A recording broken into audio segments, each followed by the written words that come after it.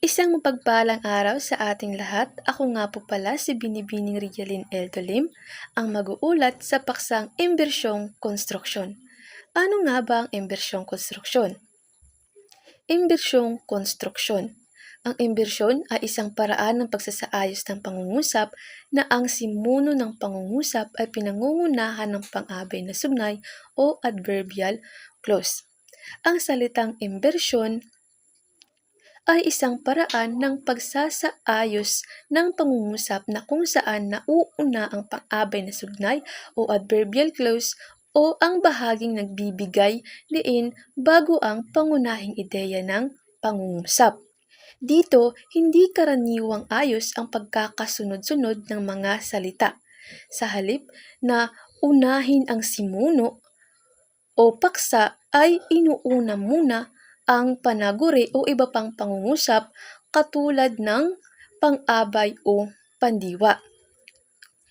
Hindi sa karaniwang ayos ng pangungusap na uuna ang simuno bago ang panaguri. Pagdating naman sa imbersyon, nauuna ang panaguri bago ang simuno. Sa madaling salita, ang imbersyon ay binabago o binabaliktad ang karaniwang ayos ng salita o pangungusap upang mas bigyang diin ang isang ideya o damdamin ng nagsasalita kung ano ang gusto niyang iparating. Malimit ang ganitong uri ng pangungusap ay ginagamit sa mga talumpating pampulitika sapagkat nakakapanghikayat sa mga tagapakinig, grupo o audience at kadalasang nakapagdudulot ng mabuting impresyon sa pinagmumulan ng talumpati. Ang imbersyon ay madalas na ginagamit sa mga talumpati, panitikan at formal na pagsasalita upang mas maging maganda, kapansin-pansin ang mensahe at nakakapanghikayat ng maraming manonood o audience. Para mas lubos na maintindihan ang imbersyong konstruksyon, narito ang mga halimbawa. Unang halimbawa, hindi lang nahuli silang dumating, pagkos mataimpim nilang pinag-uusapan ang pelikula. Pangalawang halimbawa, kailanman di mangyayari na kayo ay aking pababayaan. Pangatlo, bihirang lumabas ang prinsesa sa palasyo bagamat marami siyang alalay. Sa unang halimbawa, ang bahaging nagbibigay diin dito ay ang hindi lang nahuli. Sa pangalawang halimbawa, ang bahaging nagbibigay diin dito ay ang kailanman upang ipakita ang paninindigan at mas may dating ang pahayag. Sa pangatlong halimbawa, ang bahaging nagbibigay diin dito ay ang bihira upang mas bigyang diin na madalas lamang lumabas ang prinsesa. Sa mga pangungusap o halimbawang ito ay mapapansin natin na hindi nauuna ang simuno, mas binibigyang diin dito ang kilos o pangyayari. Ngayon, dumako naman tayo sa pagtatanong. Ano nga ba ang pagtatanong? Ito ay sining sapagkat naipapakilala dito ng guro ang kanyang estratehiya kung paano niya magaganyak ang mga mag-aaral na lumahok o makibahagi sa isang talakayan. Ang pagtatanong ay isang mahalagang bahagi ng proseso ng pagtuturo at pagkatuto. Ito ay tinatawag na sining dahil sa pamamagitan nito na ipapakita ng guro ang kanyang paraan o estratehiya upang ang kanyang mga mag-aaral ay mag-isip, sumagot at makibahagi sa mga talakayan. Malaki ang itutulong ng pagtatanong dahil nasusukat nito kung gaano nga ba nauunawaan o naiintindihan ang mga aralin. Katulad ng pagsusulit, ito ay isang mabisang pagtataya sa mga mag-aaral, kaalaman at kasanayang dapat matamo ng mga mag-aaral. Ang pagtatanong, ito ay isang pagtataya na kung saan masusukat dito kung gaano kalawak ang kaalaman at pag-unawa ng mga mag-aaral. May iba't ibang uri ng pagtatanong. Una, ang tanong na bakit.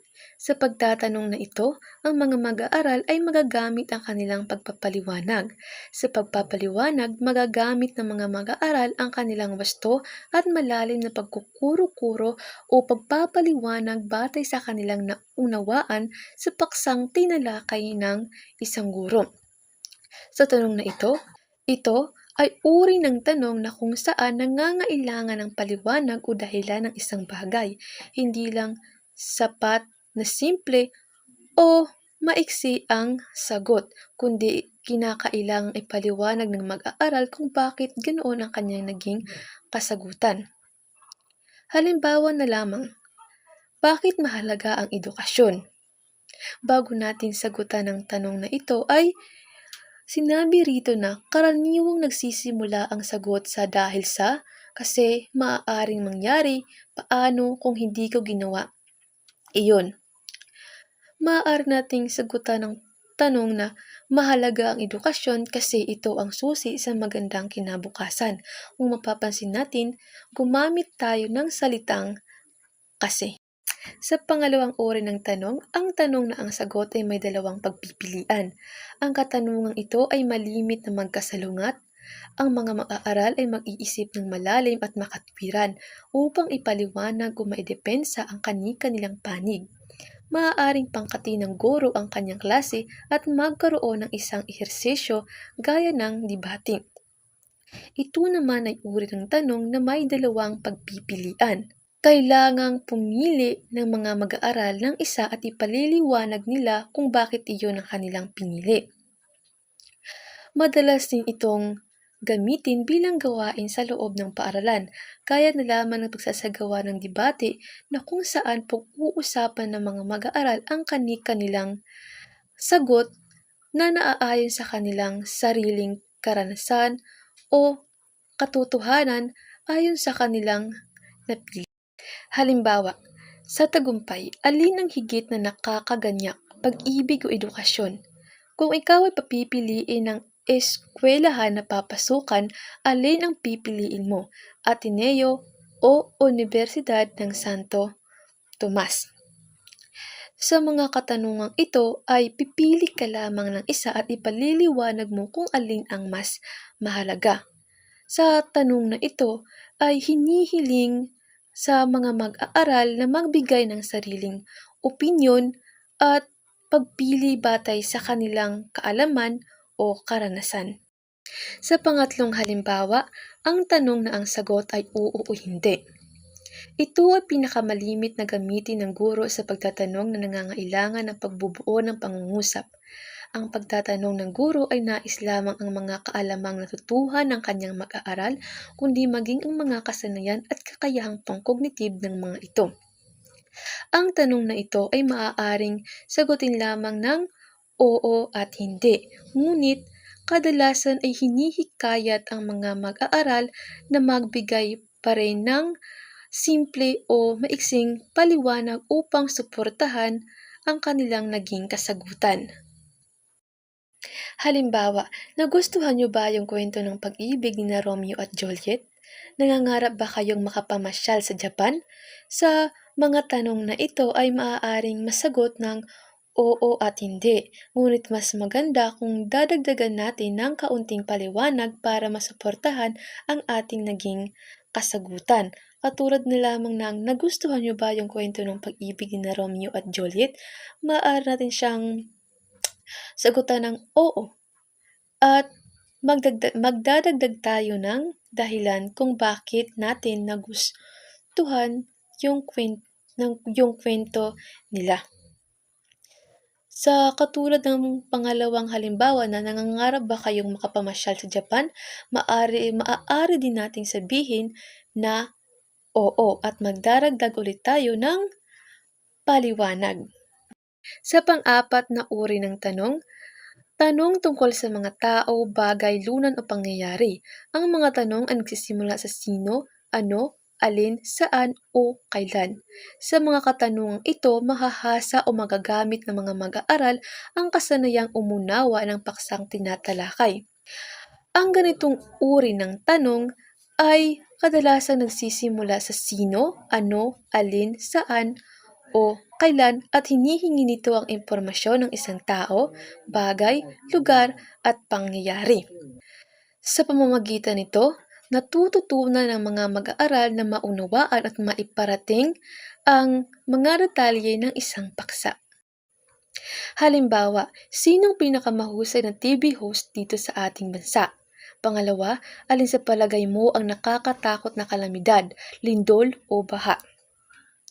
Dito sa mga halimbawa o sa unang halimbawa, ang salitang sino ay tumutukoy sa ngalan ng tao, kaya ang maaaring maging kasagutan natin dito ay ang pangalan ng tao kung sino ang pinakamahusay na TV host dito sa ating bansa.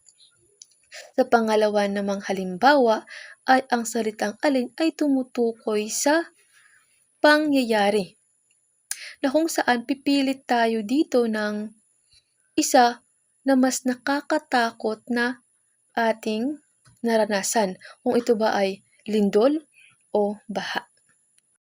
Panglimang uri ng tanong, ang tanong na humihingi ng palagay. Ito'y nasasagot sa pamamagitan ng pagbibigay ng kuro-kuro batay sa nakita, nabasa o naranasan ng sumagot. Ito ay tanong na nangangailangan ng opinyon o personal na pananaw ng sumasagot. Maaaring magkaiba-iba ang sagot depende sa paniniwala o karanasan ng bawat tao. Halimbawa, pumapayag ka ba na maisabatas ang pagkakaroon ng diporsyo dito sa Pilipinas? Sa iyong palagay, makabubuti ba na lahat ng magiging miyembro ng Kongreso ay tapos ng abogasya? Dapat bang payagan na bumoto ng isang bingi at pipi? Sa mga halimbawang ito, nangangailangan ng sariling opinyon o hula ang mga mag-aaral batay sa kanilang karanasan o mga impormasyong na tanggap. Hindi ito kailangang may tiyak na sagot, magkakaiba pa rin ang sagot depende sa pananaw ng bawat isa. Pang-anim na uri ng tanong, ang tanong ng pagtitimbang. Sa katanungang ito ay nangangailangan ng pagkukurot, pag-iisa-isa sa mga bagay. Dito sinasanay ng mga tuwiran ang mga mag-aaral ayon sa mga impormasyong alam niya at batay na rin sa pansarili niyang kaalaman. Ito naman ang uri ng tanong na nangangailangan ng malalim na pag-iisip at pagdidesisyon. Kailangang timbangin o pag-isipan ng mabuti ang sitwasyon bago sumagot. Halimbawa, kung ikaw ay magiging doktor, gagamutin mo ba ang isang magnanakaw na nasaksak at nag-aagaw buhay? Sa pagpili ng kurso mo, sino ang susundin mo? Magulang mo o ikaw mismo ang masusunod?